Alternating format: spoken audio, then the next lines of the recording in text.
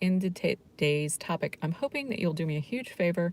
Go ahead and like, comment, share, and subscribe on these videos. I have very few videos that are actually monetized at this point because I've been doing so many shorts, in part because I'm so busy. So if you want the channel to survive, we totally need your like. So let's talk about today's topic. I really have been struggling with it, and I want to give you my position and give you my thoughts. So DC Dogo is the national breed rescue for Dogo Argentino dogs. And DC Dogo is a nonprofit. It's a 5013C charity, and I donate to DC Dogo every year. As you guys know, I am a professional tattoo artist. I do tattoos and then donate the proceeds to DC Dogos. I also donate cash directly, and I donate goods as well. So I try to support DC Dogos as much as I can because people are very much dependent on those donations in order to do the rescue work. So they have had to freeze all rescues of Dogo Argentino dogs across the nation. In this month alone, they've had over 38 requests to take in Dogo Argentino dogs as rescues, and almost every single one of them, according to DC Dogos, has been an owner surrender. And one of the reasons I started this channel is because I wanted people to know a little bit about Dogo Argentinos, and most of the channels that are Dogo Argentino channels don't do any education at all. They're just straight appreciation, which there's definitely a place for that. Dogo Argentinos are amazing, beautiful hunting dogs. But there wasn't a whole lot of information available, and I have personally found the Dogo Argentino community to be unwelcoming in general. Meaning if somebody comes in and they're asking questions in a Facebook group or on my comment section of my videos, a lot of times they don't get really good feedback. I try very hard to make sure that I answer the overwhelming majority of comments. I would say I probably answer 98-99% of the comments in my videos, in part because I do try to help people as much as I can, given the fact that I own 2 active businesses and I'm about to open another one. So, as I said, I own a tattoo parlor. I am a tattoo artist. I'm also opening a cryotherapy and float therapy spa. I own a hobby orchard with a bee farm, and I own an illustration company. So I don't have a lot of time to dedicate to my channel, but I try to help people, in part because I feel so strongly about people understanding the needs of the Dogo Argentino dog. And one of the things that people end up doing, unfortunately, when a dog becomes recognized by AKC, more people become familiar with it. Makes sense, right? They see it on Westminsters, they see more information about it available on the internet because AKC is so heavily weighted when somebody puts in information like, tell me about Dogo Argentinos. There is a downside, there is a dark side to being recognized by AKC. And the downside is this: people will end up falling in love with the looks of a dog, and they won't actually figure out what that dog needs to be harmonious and whether their lifestyle can accommodate that. And I think that a lot of people, they end up getting these dogs because they think that they're going to be a good fit for their lifestyle, and it turns out they're a terrible fit. And one of the ways that they end up being very bad fit for a lot of people is these dogs are driven, right? They need to exercise. It's not just like, hey, I want to exercise. They need to exercise every single day. I hike with my dogs every single day. My dogs are out for heavy, strenuous exercise every single day. Minimum an hour, but because Emma is in heat right now, we try to do 2.5, 3 hours a day with them. Why? Because heat is so hard on the dogs mentally. The exercise actually helps build off a lot of the tension that's in the household currently, because Zeus really wants to get with Emma, and that is just not possible for him because he is Emma's father. And so one of the ways that we combat that is we just up the exercise. Now, a lot of these owner surrenders that are coming to DC Dogos are people who like the looks of the dog, and they think that they can handle the dog until the dog hits puberty. And once the dog hits puberty, basically it starts to develop its adult personality. And if you haven't done the right things with that puppy, you end up having problems. And a lot of those problems can be really serious, because a puppy is similar to getting, a toddler in your life. You can convince a toddler to do almost anything. But when that person matures to a teenager and they start to question your authority, if you haven't raised them correctly, you may find them doing things that you don't want them to do. Same thing with a dog. You know, when they're a baby puppy, they're easy to work with because they're a baby puppy. When it's a 95-pound unaltered adult that has thoughts and feelings of their own, if you haven't given them the background of socialization, obedience training, and advanced exercise, then they can become very, very dangerous, to be honest. There is a reason that the Dogo Argentino is classified as a dangerous dog. It's because it can be. Is it always? Absolutely not. These can be the best dogs you've ever had. They're loyal, they're very, very intelligent. But because they're very intelligent and they're very powerful, they can be difficult for people because of the fact that they do need extensive exercise. They do need regular training. They do need constant ongoing socialization. And needing these things and people not doing these things can put the dog in a situation where it becomes very, very difficult to control. And the thing about a Dogo Argentino, I think right now the top Dogo Argentino was clocked in at being able to pull like 1,800 pounds, as in 1,800 pounds. If you're even a 250-pound jacked man, you cannot outpull a dogo that's motivated, nor can you outrun them, because they can clock in at upwards of 27 miles an hour. They can outrun you and they can outpull you. And so if you haven't done the right things in terms of exercise, in terms of training, this can be a dog that's very difficult to control. And so I think that's what's happening is we're seeing a wave of people who got puppies during quarantine, and they thought, oh, this puppy personality is the personality that's permanent. It's going to be friendly, it's going to be awesome. And it turns out that it is difficult as that dog starts to develop into its adult personality. And they're like, oh my God, I don't have time for this. I don't have the energy for this. My lifestyle doesn't support hiking every day for 1 to 2 hours or more. I don't have the wherewithal to do training in an adult dog. And suddenly this dog is showing signs of aggression. Maybe it's growling at family members. Maybe it's trying to separate the children from the favored human. Maybe it's developed food aggression. And any of those things can be problems that really become severe very, very quickly, which is why I always advocate exercise your Dogo Argentino. Train your Dogo Argentino, socialize your Dogo Argentino from the minute you get it. They don't have to be a certain age. If you get a puppy at 8 weeks, there's training that you can do at 8 weeks. As a matter of fact, it's much easier to train, socialize, and exercise a puppy than an adult. So start it young, get those good habits, those good foundations, so that when your Dogo Argentino is 95 pounds, is an adult, he is so well behaved because you put that foundation in place. And then we're not going to have the owner surrenders that we're currently seeing. And DC Dogo has frozen all their ability to deal with additional dogs that they're finding in shelters and dumped on streets. It's such a problem. And it's one of the reasons I started this channel, is because I wanted people to understand this is an amazing dog. This can be the best dog you ever had, but it's a special needs dog. And it's not necessarily the best pet dog.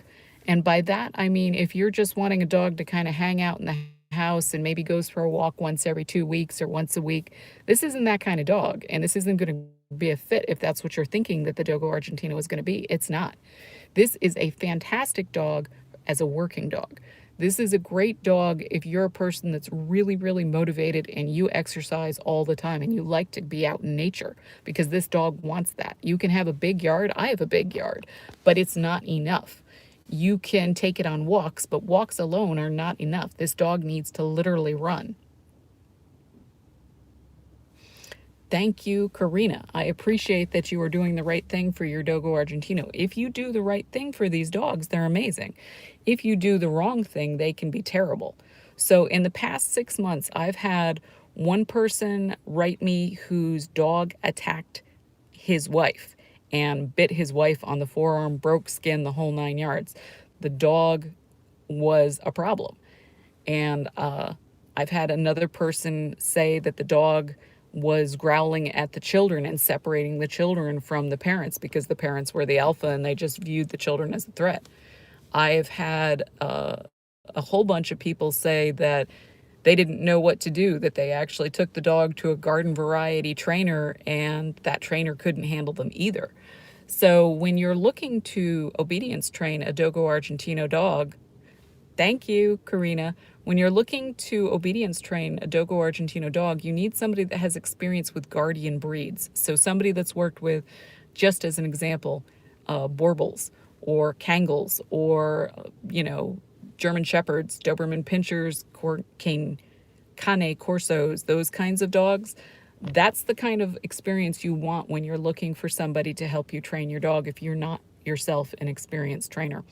And I think that one of the big ways that you can help the Dogo Argentino breed in such a huge way is when somebody asks about the Dogo Argentino, don't sugarcoat. I think that's the number one thing that people do that is a mistake, is they end up kind of glossing over the negative aspects or the more difficult aspects of owning dogos. Dogos are amazing dogs, but they are meant to be hunting dogs and they're meant to be protectors.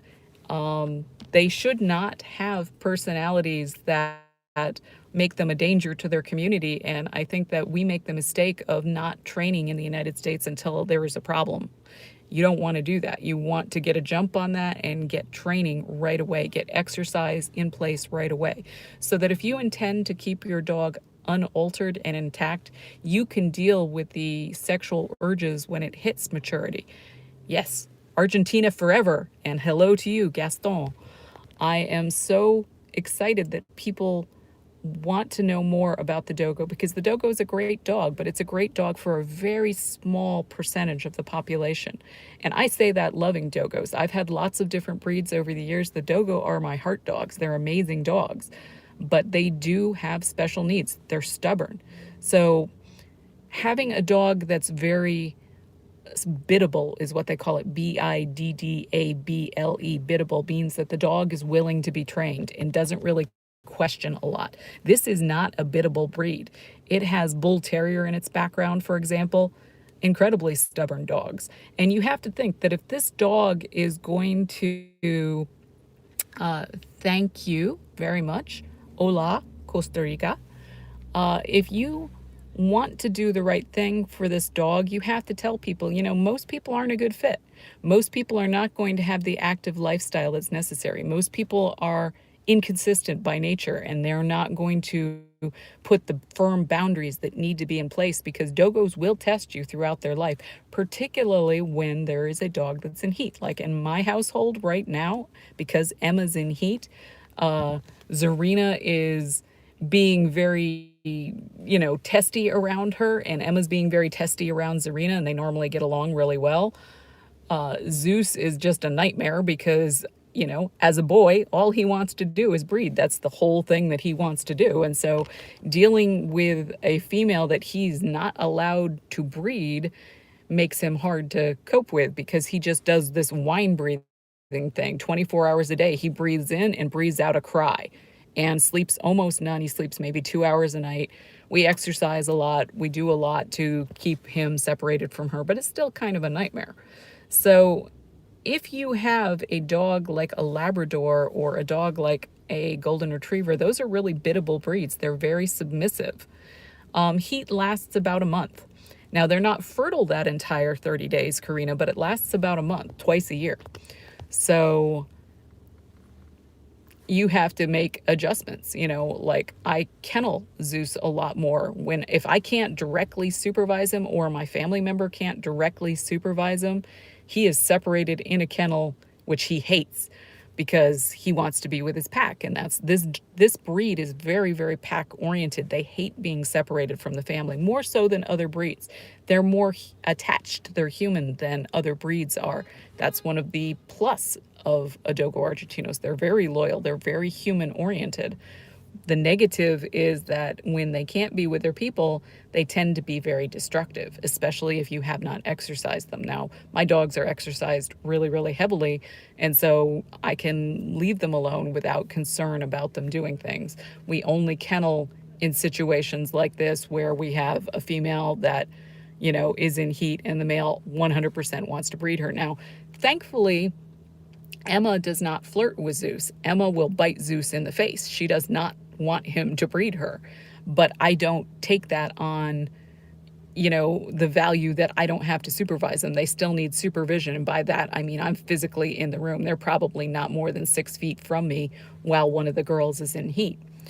So I love DC Dogos, and I feel so badly that they cannot continue to do their rescue work because people don't do the research to find out, hey, this is a great dog for a small group of the United States population. It's not a great dog for everyone. I love hunting and we hunt rabbits, but we don't have boar and we don't have puma outside Washington, D.C. It's just not a thing. So I live in a suburb. I have to constantly find areas that we can go exercise our dogs because I'm not a big fan of dog parks. I think dog parks are a mistake for a Dogo Argentino for the simple reason that you don't know whether the other dogs are vaccinated so it can pick up a disease. You don't know whether the other dogs have been properly socialized and trained. You don't know whether the owner is going to be involved and actually watch their dog, or are they going to be on their phone and be like, oh, my dog went up and tormented this dog and bit it, and then the other dog bit it back, and it was a horrible thing. I did a video a little while back on a shooting that happened at a dog park, which was awful. You don't know the mindset of the other owners, so I don't like to take my dogos to dog parks, generally speaking, unless they're 100% empty, and then it's just for them to scent around. My neighborhood has 3 dog parks that are part of the community neighborhood, and I only go to them if nobody else is there, and I immediately leave if someone looks like they're coming in the park. I prefer to go out into nature, so we go out on state land a lot. We go out on private land that belongs to friends of ours. We definitely do not want to put our dogs in a situation where they're going to confront another dog. So my neighborhood is chock full of dogs. Everybody has a dog in my neighborhood. Uh, the majority of them are untrained. The majority of them can't walk loose leash. The majority of them wouldn't sit on command with distraction if you offered the owner $1 million. They couldn't get their dog to do it. So because of all these factors, we prefer to go elsewhere. And DC Dogos right now has about 30 Dogo Argentino dogs that they have split between 10 different states. They're entirely volunteer driven, and they just literally have reached capacity. Most of their volunteers own Dogos themselves personally, so they have their own personal dogs as well as the dogs that they're fostering, trying to find good homes for. And because we've reached capacity, that means that every Dogo Argentino that shows up in a shelter, if it's a kill shelter, is going to end up being put down. Everyone that ends up adopting a dog because they didn't do proper research, and then when the dog hits maturity or they realize that they don't have control of this dog, they try to surrender to DC Dogos. Can you imagine? In 1 month, DC Dogos has had over 30 requests from owners to surrender these dogs. 30. And I think that one of the reasons that I don't breed a lot, in fact, I haven't bred in 3 years now, is because it's actually really difficult to find anywhere from 3 to 10 homes with people who are willing to do what's right for the dog, who are willing to accept the warts and the beauty of the dog. They're an incredibly beautiful dog. They're majestic, they're smart.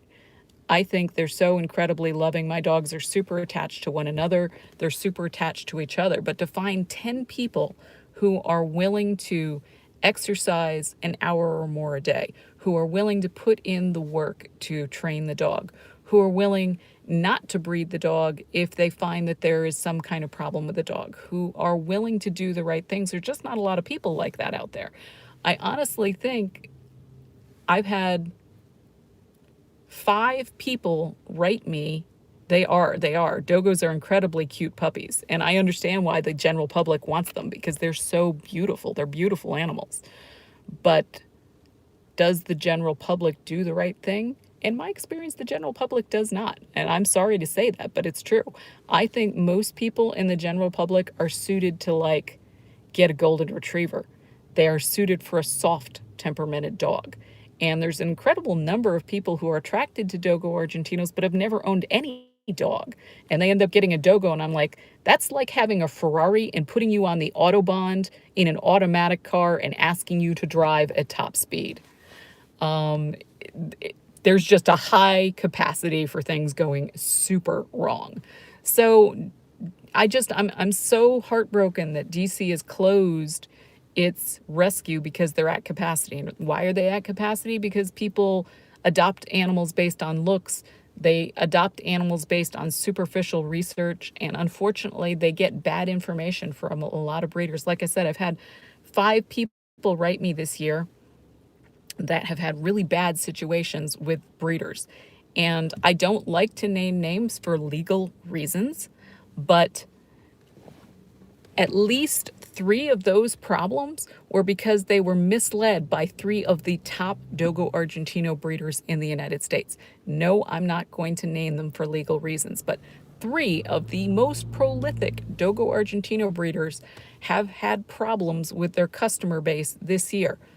2 of them tried to adopt out a dog that had only one testicle descended, and tried to mislead the person thinking, oh, it'll happen eventually. But the dogs were of the age that it was unlikely to happen. Basically, if a dog's second testicle hasn't dropped by the time it's 6 months old, the chances that it will drop are extremely slim, and the chances that that dog will get cancer are extremely high. So that happened 2 times this year. 2 different breeders, 2 top breeders, and 2 breeders that basically got a whole lot of money for a dog that they should have gotten maybe $300-400 for because of the health problems that were associated with it. One person got a Dogo Argentino dog from a top breeder, a breeder that if you know anything about the Dogo Argentino world, you'd know them if I said their kennel name. They ended up having a problem being able to get the papers for their dog. It turned out that when the breeding was done, one of the dogs was an import and wasn't properly registered with AKC. And the way that registries work, both parents have to be in that registry for their offspring to be registered. So each parent needs to be a AKC registered or UKC registered in order for the offspring to be registered. And one of the ways that breeders control breeding rights is if they do not register one of their adults and they breed it, that lineage is forever a pet quality lineage. The minute you drop out of the registry, you can no longer prove that they are purebred. I'm sorry, I didn't catch that with the Humane Society. It's the camera is up top and the comments come down by the bottom, and it's hard to look at both. So something about the Humane Society. Sorry about that. Anyway, we are having this huge problem in the United States because people are not taking responsibility, and there is a huge amount of money to be had from having Dogo Argentino puppies. So a cheap Dogo Argentino puppy, cheap, might be $1,500. I had a person who had paid was either $4,000 or $5,000 for their puppy, which is a good amount, from a top breeder. And they ended up having a battle with them over getting the papers for that puppy. You know, they ended up having the puppy hand delivered to them off a plane. The puppy didn't have papers. The person accepted the puppy. And then it turns out when they did their research and actually went to AKC, one of the parents wasn't registered, but it was eligible to be registered. So that breeder had to then register the parent so that they could register the litter so that this person could get their paperwork. And it caused a huge issue for this person. They had to spend a lot of their time, you know, following up, and it could have gone completely sideways because you can't force a breeder to register its dogs. So if that breeder, for whatever reason, didn't want to register one of the parents, that person paid $4,000 for something that could have easily been a mutt because it wasn't properly documented. That's the beauty of registries. Registries document the lineage of the dog so that when you end up wanting to breed your dog or you want to prove that your dog is from a certain lineage, that's where the independent AKC comes in. AKC doesn't alone mean the person is a good breeder, unfortunately. As a matter of fact, some of the worst breeders in the world are registered with AKC and are straight puppy mills. And I've done lots of videos on puppy mills. You do not want to get your dog from a puppy mill. But yes, I personally know for an absolute fact that some of the top breeders in the United States are ripoff artists and are scamming people right, left, and center. I will not name names. But trust me when I tell you, just because someone is well known doesn't mean that they're going to be on the up and up. It doesn't mean that they're going to do the right thing. And the reason that is, think about it. If you can get $50,000 for a litter of pups, 10 at 5,000 apiece, you have got a huge financial incentive to do the wrong thing. So just be aware, just because someone's well known doesn't mean that they do the right thing. And it doesn't mean that they answer people accurately. So many times I get people asking things like, oh, my puppy was snow white when I got my Dogo puppy, but now it's got spots. Is that a problem? And the reason they think it's a problem is because the breeder either misled, lied, or omitted the fact that all Dogo Argentinos get spots as they get older. And so here's somebody thinking they've got a snow white puppy that has completely unrelated spots. And they're like, oh my God, this is a problem. And they're like, no, the breeder told them that it wouldn't get spots. Thank you, DC Dogos. I try to support you guys. I feel that if anybody wants to donate to DC Dogos, they absolutely need the money. You can donate goods like Amazon Chew Toys, or you can donate actual cash. Go to dcdogos.org.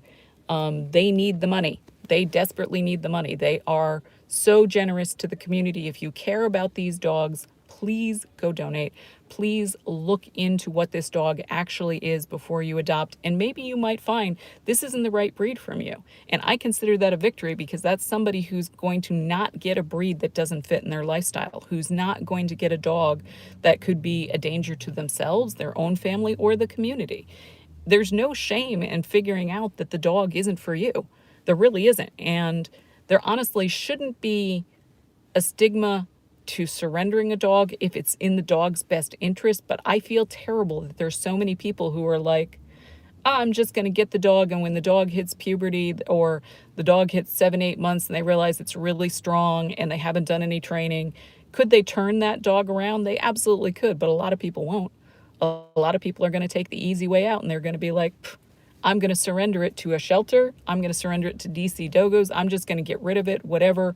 Those kind of people who look at dogs almost like disposable, like they'll have a dog until they've got to move, or they'll have a dog until the dog becomes inconvenient to them.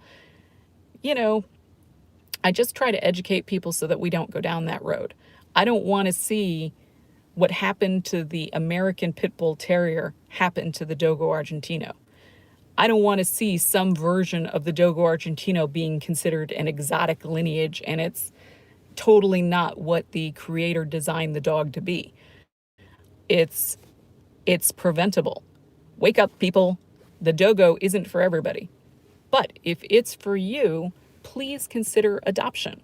If you've done your research, and you shouldn't just listen to me, you should do a lot of different research in as many venues as you can. And you've decided, you know what, I'm an active person. I have an active family. We like to be outside. We like to hike. We like to run. We're willing to put in the effort. And it takes about, in my opinion, it takes about 2 years to break a dog, in terms of getting it to understand your authority, to accept your authority, to not question. And sometimes a lot less than that, but this is a stubborn breed, and they do circle back around to test the boundaries a little more than other breeds that I've had. And so if you're willing to put in that work, they have spots. Yes, Dogo Argentinos do have spots, but a lot of breeders, when the puppies are first born, they're not spotted. And so they'll present them of like, oh, this is a superior example because it doesn't have spots, and they'll charge more money. But it isn't, that's just an age thing. They're going to get spots. They all get spots. Zarina is very spotty. She's 8 or almost 8, and she's really, really spotty. They get more spots as they go. Like up until about a year ago, Zeus didn't have any spots on his one eye, and now he's got a huge spot that's coming up, and he's got much more pigment on the other eye. And it's just an age thing. When he was young, when he actually got his championships, he had pink rims on both eyes. He didn't have any pigment. But if you're not educated and you don't know that this is something that happens to every dogo every time, and some breeder is like, oh, I'm going to, basically sell you the creme dog, and look, it doesn't have any spots at all, and it's pure white, and they charge you extra money, you're just getting ripped off, because they're all going to get those spots. If it's a dogo, it's going to die spotted. That's what it is. So look into the Dogo Argentino. Consider, do you have the life to do it? Is everybody on the same no doubt, bring on the spots, because that just means they're living life and they're getting older and they're hopefully in a happy situation. I don't mind the spots at all. The spots are also helpful because that pigmentation helps against skin cancer. So those spots are actually providing them a little bit of protection, because Dogo Argentinos sunburn terribly, and that Dogo Argentinos are subject to three main health problems: skin cancer, because they are white, they burn and they can get skin cancer; deafness, which is linked with the white coat color, and it's not just dogos, it's all white dogs. In fact, it's all white mammals, horses, rabbits, anything that's white has a link to being deaf, unfortunately. That's just one of the things, because the white isn't actually a color, it is a lack of pigment in the hair, which is why when they get wet, they become translucent and you can see their spots much more easy. It's because they're not actually white, they are translucent. So skin cancer, deafness, and typical problems with dogos would also include joint problems like hip dysplasia. So please consider donating to DC Dogos. We do not have to be the community that turns the Dogo Argentino into the American Pit Bull Terrier. We can be better than that, people. If you own a dogo, educate people. If somebody asks questions, try to take time out of your busy lives. I am super busy, and I do this because I love the Dogo Argentino and because I don't want to see it turn into the American Pit Bull Terrier or the American Staffordshire Terrier. I don't want that for our dogs. Please tell people the truth. This dog's a great dog if you're willing to exercise it. This dog's a great dog if you're willing to train it. This dog doesn't do well being separated from its family. This dog doesn't do well with same gender household members that are also likely to challenge its authority. So, like, I get a lot of people who, if you like big dogs and you like dogs with guardian hearts, tend to be attracted to guardian breeds. So they're like, can I get a Cane Corso male unaltered and have it live harmoniously with an unaltered Dogo Argentino male? Probably not. Probably not. And I would never recommend that. Is it theoretically possible? Well, anything is possible, but are you more likely to run into problems? You 100% are. Please don't do that.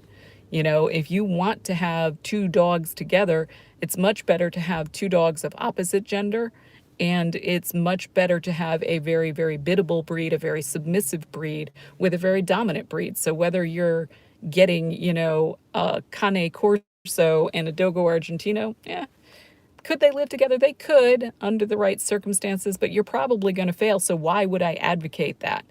And yes, dog treadmills are awesome. If you have not considered a dog treadmill, I do recommend dog treadmills because they can run the dog without you having to go out with it. But you should never put the dog on a treadmill unless you are not actively supervising right there, especially if you're going to clip the dog to the treadmill, because they can hang themselves. If the dog is willing to run on the treadmill without being clipped, that usually means that you started them pretty young on the treadmill training. Then it's okay, because he'll just jump off. But for safety, never, never, never clip a dog to a treadmill unless you're like literally actively right there. And dog treadmills are a little different than human treadmills, just to let you know. So although you can put a dog like a dogo on a human treadmill, the sizing isn't quite right. Dogs are longer than humans. And so that's another no-no for you leaving the dog on its own to do it, just so you know. Okay, I have been on here entirely too long. Please donate to DC Dogos. Please be one of those people that tells the public that this dog isn't for everybody. You know, don't tout the benefits of this dog without saying the negative or the downside or the more work portion of the Dogo Argentino, because it doesn't help anybody. Sugarcoating what it is does not help the breed as a whole. So I hope that you got some value from this.